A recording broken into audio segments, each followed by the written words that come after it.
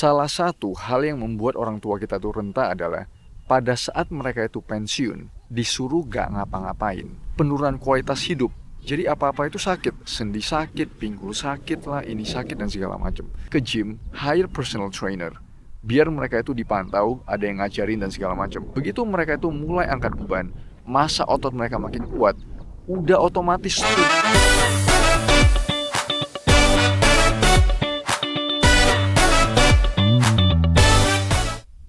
Gimana caranya agar orang-orang tuanya kita, kakek nenek, mama papa, om tante, yang sudah meranjak usianya udah menjadi senior, itu supaya mereka itu tulangnya itu nggak keropos dan nggak renta.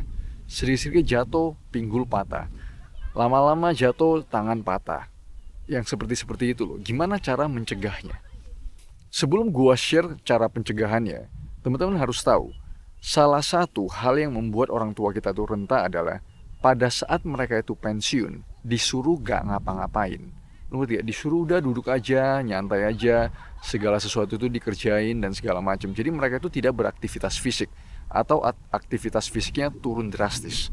Itulah salah satu yang menyebabkan orang tua kita itu sangat-sangat rentah, baik dari sisi kepadatan tulang, massa otot, dan juga penurunan kualitas hidup. Jadi apa-apa itu sakit, sendi sakit, pinggul sakit lah, ini sakit dan segala macam. Ini pengalaman pribadinya gue ya. Dulu kakeknya gue deket sekali sama kakeknya gue panggil akongnya gue. Oke, ini bapak dari bapaknya gue. Dulu gue ingat sekali, pada saat dia tinggalnya bareng kita ya. Dia tuh tinggal bareng kita. Terus dia ngebantuin bokapnya gue itu ngerjain bisnis. Jadi bisnis bokap gue itu kan jual beli mesin pabrik.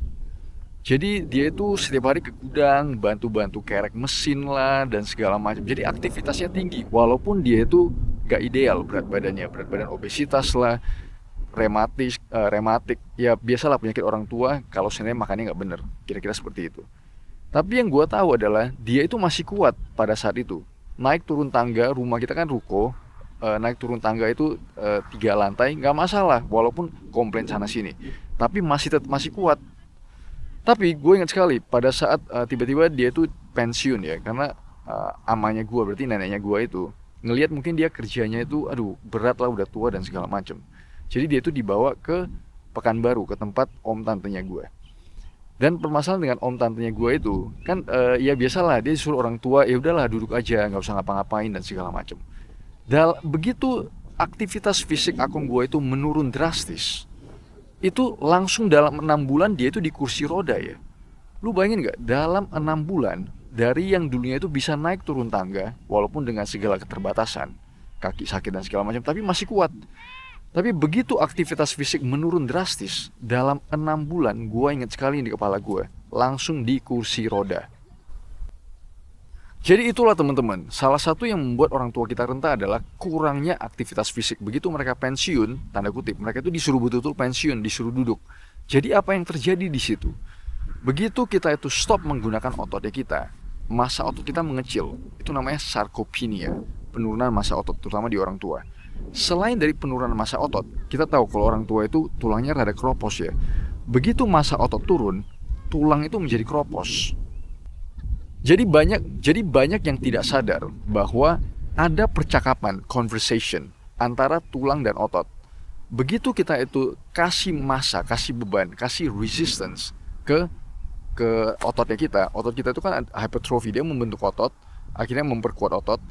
Begitu otot itu diperkuat dan massa otot meningkat, dia akan kasih tahu tulangnya kita, tulang, lu harus perkuat nih karena gue lagi ngangkat beban.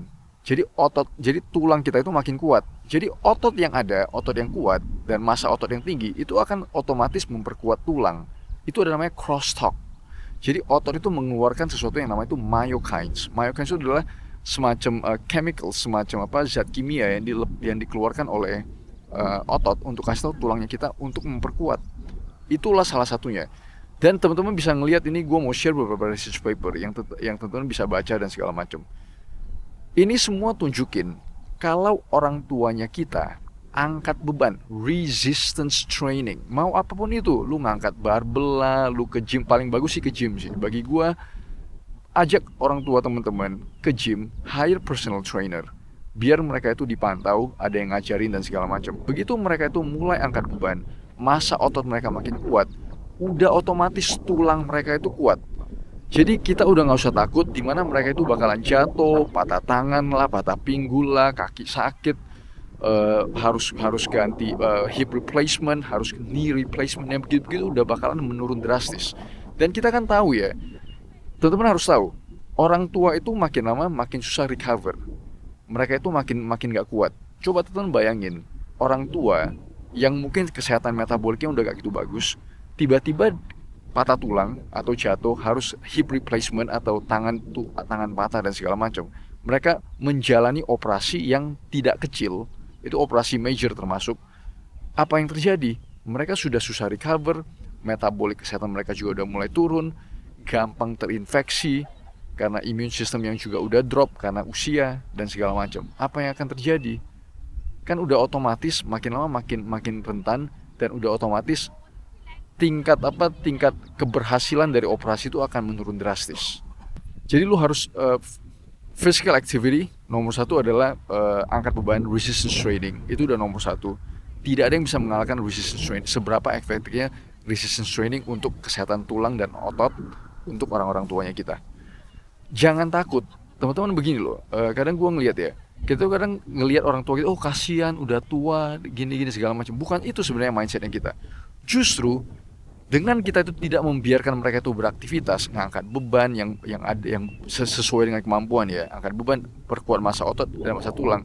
Justru itu kita menjerumuskan mereka. Oke? Semoga bermanfaat.